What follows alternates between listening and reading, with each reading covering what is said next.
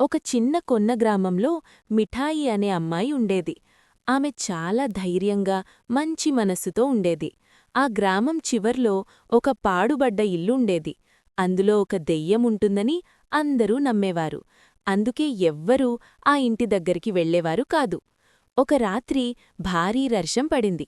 మిఠాయి చిన్న తమ్ముడు జ్వరం వల్ల చాలా బాధపడుతున్నాడు.